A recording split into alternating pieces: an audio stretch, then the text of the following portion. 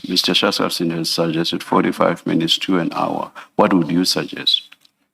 Chair, I think at least 2 hours, and I'll come back to you if I need more time.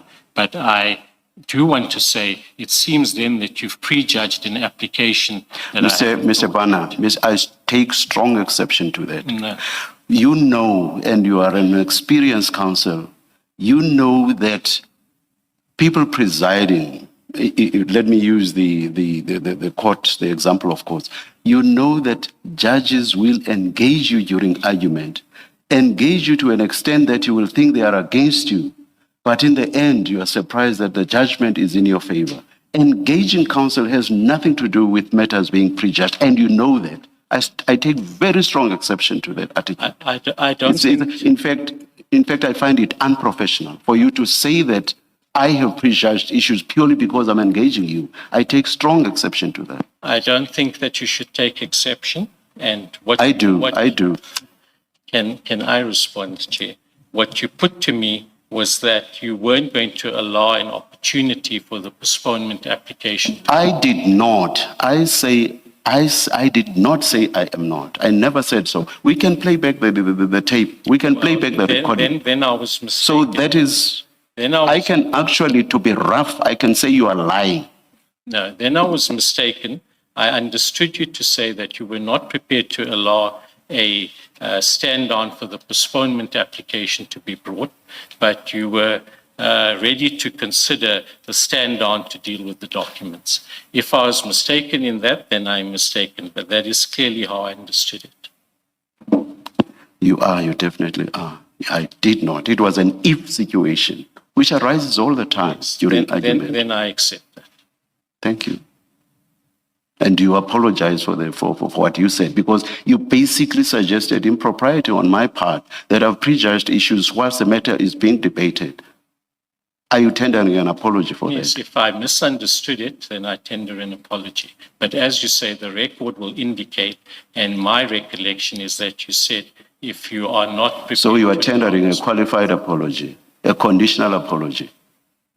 Chair, if I'm mistaken, you are tendering a conditional... I apologize, but that's not what I heard. You are saying if the recording can what, so you are tendering a conditional apology. What you put to me as well, that the recording will reflect what happens. What's good for you is good for me. So I'm not accepting the so-called apology. Thank you very much. Any further submissions? No, I did say if I misunderstood... I'm saying I'm not... Let's step off that. I'm saying I'm not accepting it. So let's step off that. Any further submissions? No further submissions. Thank you very much. Hi everyone, welcome back to the Controversial Podcast. In today's video, I just want us to talk about the lawyers of Suleiman Karim. Those lawyers are just disrespectful, okay?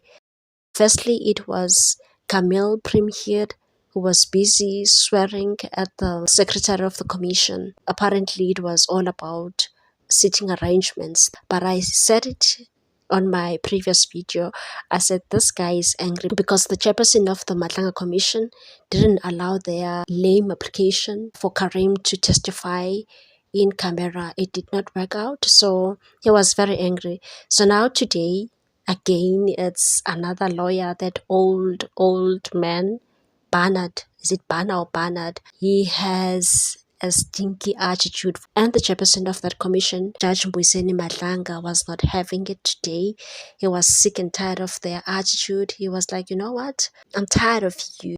That was when they were asking for postponement after they've learned that the evidence leader has submitted new evidence. Apparently, Suleiman Karim did not disclose that he deposited about more than 2 million rand into the Medicare 24 account. And that was the thing that caused the fight between Bana and Judge Madlanga. After Bana requested at least 2 hours because the evidence leader was suggesting only 45 minutes to an hour so that they can consult with their client, Rafik was like, no, we need 2 hours, blah, blah, blah. But the discussion escalated when Bana suggested that Madlanga appeared to have already formed a view on a possible postponement application.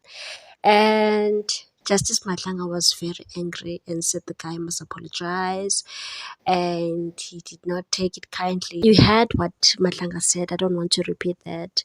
He said, "You are an experienced counsel, blah, blah, blah. You are so unprofessional. I did not expect this from you." And he was just angry, guys. He was so irritated. You know, it was the first time I'd seen the judge so angry. I mean, I get it. He was so angry at Sansom Chunu when they're talking about the disbandment of the political killings task team.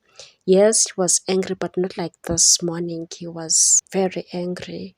So I think those guys are just unprofessional for the fact that they did not see that there was 2 million rand deposited into Medicare account by their client. They just want people to see them as these people who are so good and intelligent. Yet I'm seeing lousy lawyers. Like, what the heck? Things are happening at the Matlanga Commission. And this Karim guy is going to go down because he has lawyers who are so annoying. Not only that, they are so unprofessional. It's like they don't know what they are doing. The evidence leader, SC Charlson, is working very hard. That guy is a brilliant lawyer. Like, he said he woke up around 5, he saw some irregularities. I'm talking about that 2 million rand that was deposited into Medicare 24 account.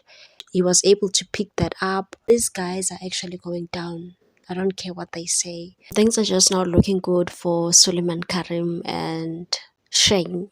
What a shame. He's lying to us. You know, when he said, "No, I was scared of Maumela and Fusi Musiket Matlala." Now, all of a sudden, after doing shady dealings with those guys, just because you are called at the Matlanga Commission, you are now scared of them. What a shame. Share your views on this one. Please like, comment, share, and subscribe. Bye. See you on the next episode.